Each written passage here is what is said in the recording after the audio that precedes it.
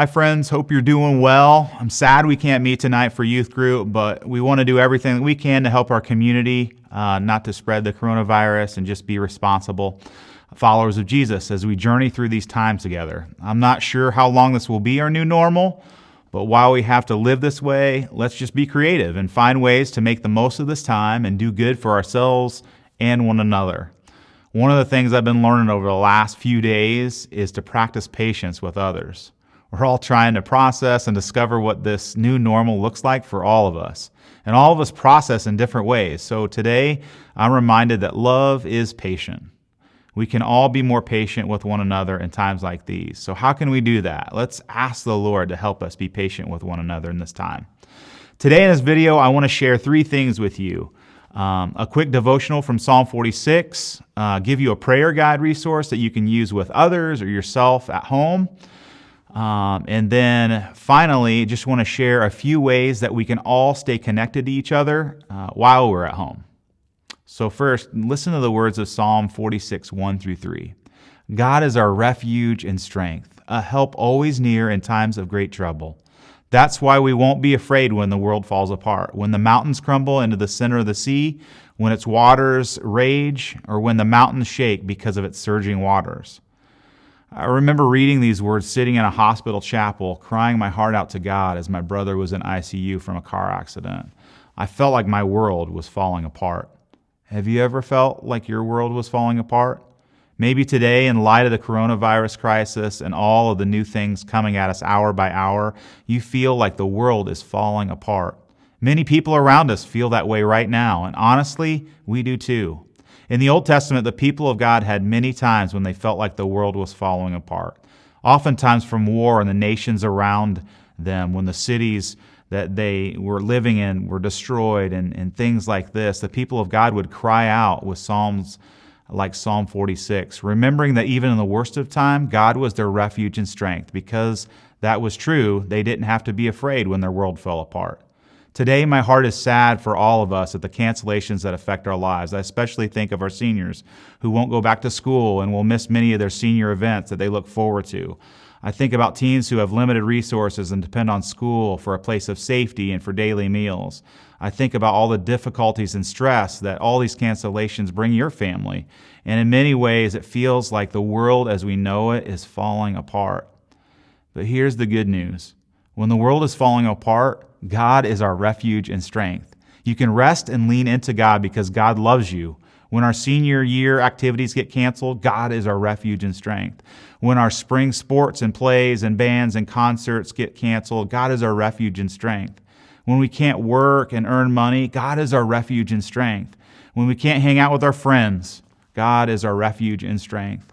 When we are asked to stay home and do things that we're not normally used to doing, God is our refuge and strength.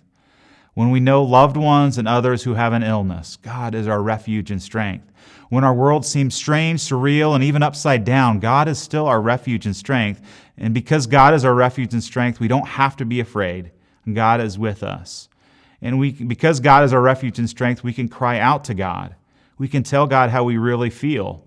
That's part of what it means when God says He's our refuge. He cares for us, and He wants to spend time with us, talking about the things that fill our hearts and our minds, and the things that are on your heart and mind. God will never push you away, but always invite you to make Him your refuge. So let us allow God to be our refuge and strength in a time when it feels like the world is falling apart. Jesus is always with us, and God gives us everything we need to journey through this crisis together. Please take time and download the prayer guide of a prayer guide for praying in times of crisis. I posted to this video. You can download it for yourself, use it with a friend, those sorts of things.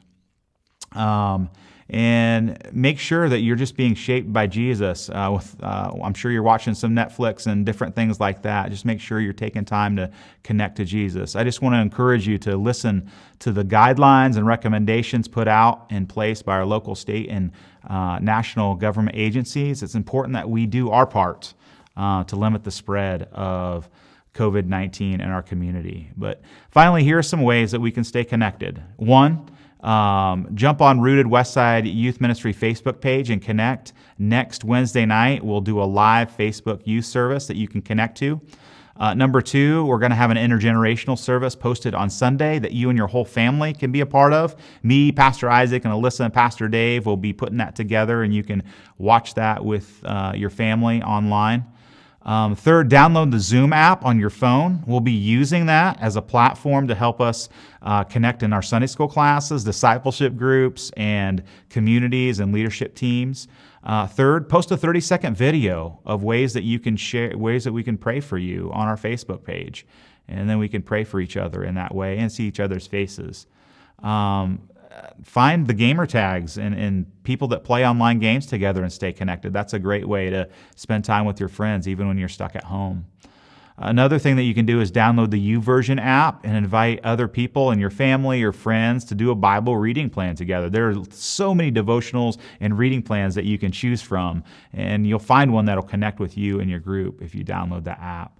And finally, just take time to connect with friends and family in your home or on social media that you normally don't have time to connect with. Ask them how they're doing. Ask them how you can be praying for them. Tell them that you love them. As we go along together, would you think about creative ways that we can stay connected during this time and share them and post them with me and with others on our Facebook page? Our best resource during this time is each other. Let's be a blessing and resource to one another as the opportunities arise. Thanks, friends. Love you all. See you soon.